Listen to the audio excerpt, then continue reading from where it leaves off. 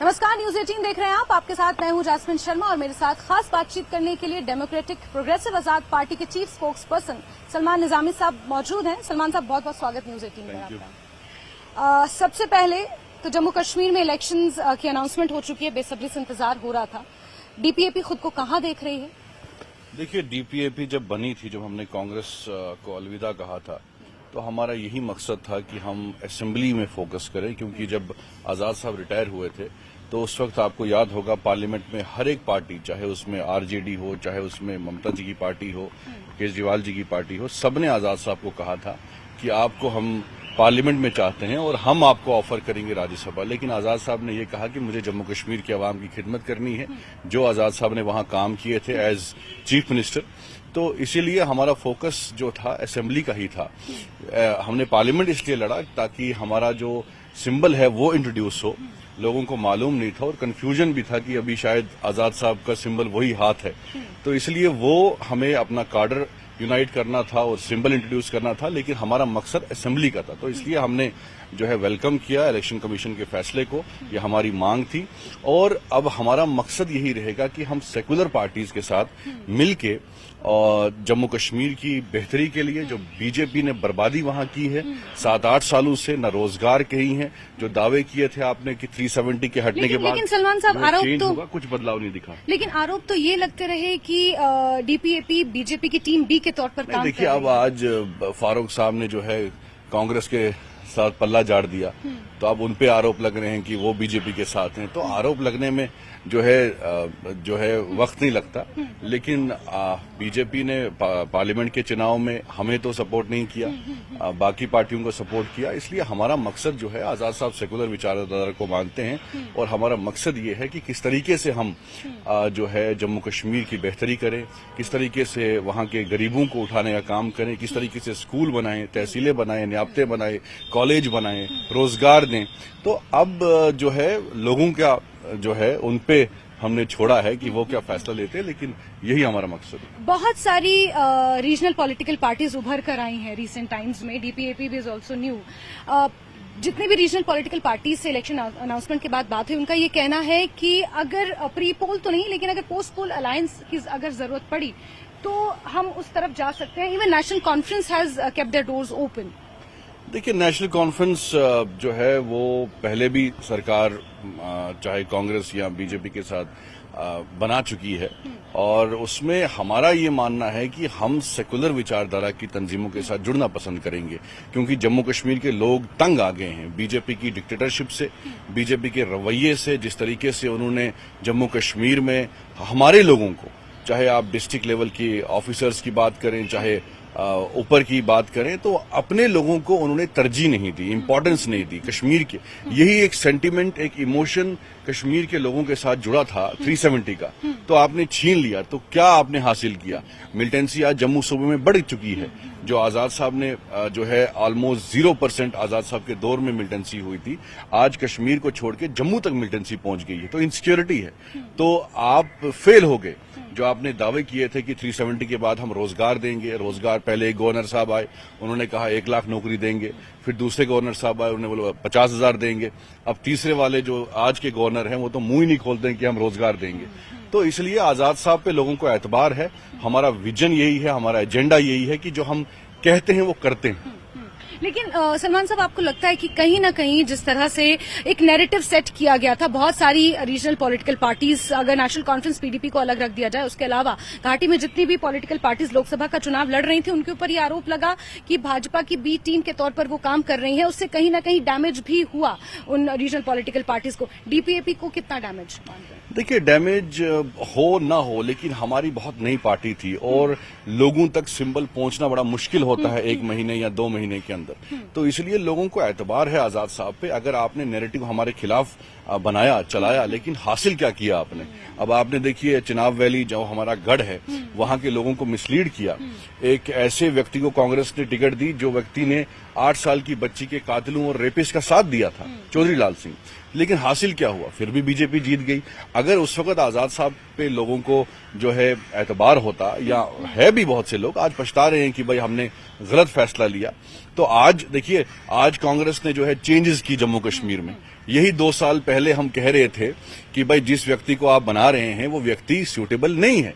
तो आज अगर कांग्रेस हमें जो है कह रही है कि आप वापस आइए, बहुत से टेलीफोन आए, मैं उसको जो है एक्सेप्ट भी करता हूं कि आज वो रियलाइज कर रहे हैं कि 2 साल के बाद जो है उनको ये समझ में आया कि गुलाम नबी आजाद साहब की इंपॉर्टेंस क्या है।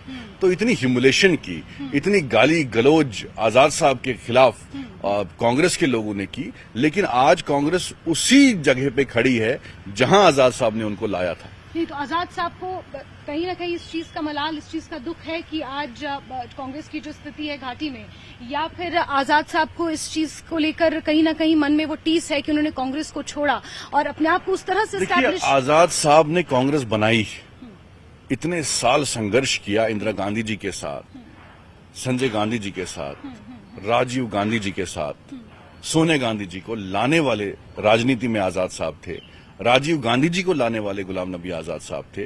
आंध्रा हो, कर्नाटका हो, पंजाब हो, आतंकवाद का मुकाबला करके वहां सरकारें बनाई। जम्मू कश्मीर जहां 0 सीटें थी ऑलमोस्ट आपकी, वहां आजाद साहब ने काम किया और कांग्रेस को 20 से ज्यादा सीटें लाई, तब कांग्रेस ने वहां सरकार बनाई। तो उस व्यक्ति ने यही कहा था सिर्फ कि भाई जम्मू कश्मीर में आप जो सदर बना रहे हैं, जो चेंजेस आप ला रहे हैं, आप हार रहे हैं, हर स्टेट हार रहे हैं आप, तो आज आपकी वही हालत हो गई जो आजाद साहब ने कहा था। तो आज आप क्यों हमें कह रहे हैं कि भाई नहीं आप सही थे? तो 2 साल आपने हमें कहीं सोशल मीडिया हो, मीडिया हो, पब्लिकली हो, इनका हर लीडर आजाद साहब को गाली होता है। हमारी तरफ से कोई गाली नहीं हुई। हम आज भी सोनिया गांधी जी का सम्मान करते हैं, हम आज भी प्रियंका गांधी का सम्मान करते हैं, लेकिन एक तरीका होता है। कांग्रेस ने तो हद पार कर दी आजाद साहब को गालियां दे देके, और आज वही लीडर हमें कह रहे हैं कि नहीं, जो आजाद साहब ने फार्मूला बताया था वही सही था। आज जो करा साहब बने हैं, किसने रिकमेंड किया था उनको? आजाद साहब ने रिकमेंड किया था। लेकिन सलमान साहब, जब डीपीएपी का गठन हुआ था उस दौरान बहुत सारे बड़े बड़े चेहरे कांग्रेस की तरफ से शामिल हुए थे डीपीएपी में, लेकिन आज स्थिति यह है कि एक एक कर चेहरा छिटकता जा रहा है। ताज मोहिउद्दीन साहब वापस कांग्रेस में आप मेरी बात समझिए, आजाद साहब जो हैं वो काम करने वाले व्यक्ति को इम्पोर्टेंस देते हैं, आपकी परफॉर्मेंस देखी जाती है। अब जो व्यक्तियों को हमने निकाल दिया था, एक्सपेल किया था, वही लोग कांग्रेस में गए हैं। और ताज मोहिउद्दीन साहब सीनियर लीडर हैं, उनको लगा कि भाई हमारी कॉन्स्टिट्यूएंसी में जो है असर नहीं होगा, क्योंकि हमारा भी आने वाले दिनों में कोई अलायंस होने वाला है, तो हमने शायद उनसे बात की होगी, उनको सूट नहीं किया होगा। हर एक विधायक जो चुनाव लड़ता है उसको अपनी कॉन्स्टिट्यूएंसी को देखते हुए चुनाव लड़ना होता है।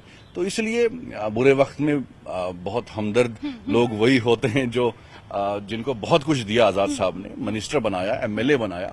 तो ये लोग फैसला करेंगे, उनके साथ भी हम तो अच्छा ही। क्या हम ये माने कि डीपीएपी ऑल 90 सीट्स पर चुनाव लड़ेगी? 90 सीट्स पे हम नहीं लड़ेंगे, जहां जहां हम मजबूत हैं वहां हम लड़ेंगे, क्योंकि जम्मू कश्मीर में वो हो ही नहीं सकता कि हम जो है सिंगल मेजॉरिटी में कोई पार्टी आए, इसलिए अलायंस की जरूरत होगी और हम कोशिश करेंगे कि सेकुलर पार्टीज के साथ जुड़ें, उनके साथ। ये प्री पोल अलायंस की कोई इंडिकेशन है या पोस्ट पोल अलायंस?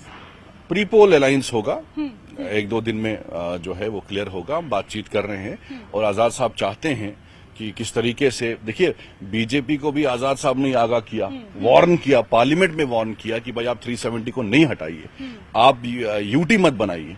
बीजेपी ने भी हमारी मानी नहीं, किसी की बात ही नहीं मानी, किसी भी रीजनल पार्टी की। हमें तो पिंजरे में कैद कर दिया। आजाद साहब ने जो फाइट लड़ी आर्टिकल 370 के हटने के बाद, मुझे नहीं लगता आज की डेट में कोई भी लीडर ऐसा हो जो 370 पे इतनी लड़ाई जिसने लड़ी हो।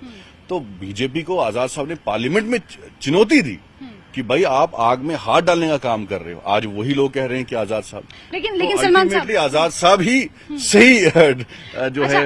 आप बात करें प्री पोल या पोस्ट पोल अलायंस की, जितनी भी जो भी आगे आपने कहा 2-3 दिन में इस चीज से पर्दा उठ जाएगा, लेकिन चैलेंजेस तो वही बरकरार रहेंगे। अगर आप प्री पोल अलायंस करते हैं पीडीपी के साथ भी, तब भी आपको जम्मू रीजन में वो चैलेंजेस फेस करने पड़ेंगे, क्योंकि पीडीपी अपने रिवाइवल की लड़ाई लड़ती हुई नजर आई लोकसभा के दौरान।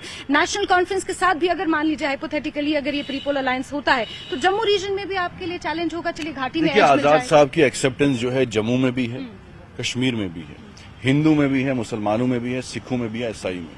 तो इसलिए हमारी कोशिश रहेगी कि आजाद साहब ने जिस तरीके से पहले चीफ मिनिस्टर बनने के लिए काम किया था, जिस तरीके से वो रणनीति अपनाई थी, उससे बेहतर रणनीति हम अपनाएंगे।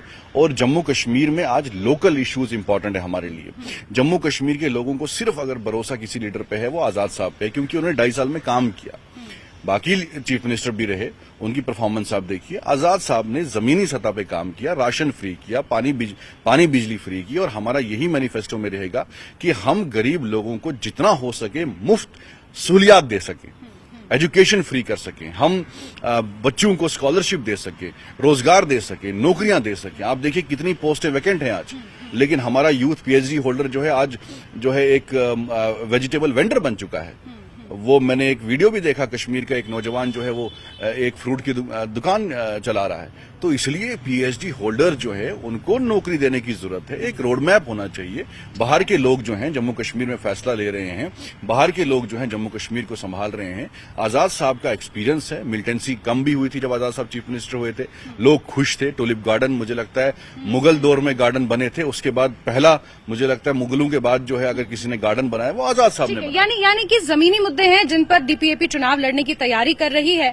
और बहुत बहुत शुक्रिया सलमान साहब हमारे साथ बातचीत करने के लिए, हमें समय देने के लिए। तो ये थे डीपीएपी के chief spokes person Salman Nizami साहब, जिनका ये कहना है कि सभी 90 की 90 विधानसभा सीटों पर तो डीपीएपी चुनाव नहीं लड़ेगी। जहां जहां अपने आप को मजबूत मानती है डीपीएपी, वहां पर जरूर अपने उम्मीदवार उतारेगी।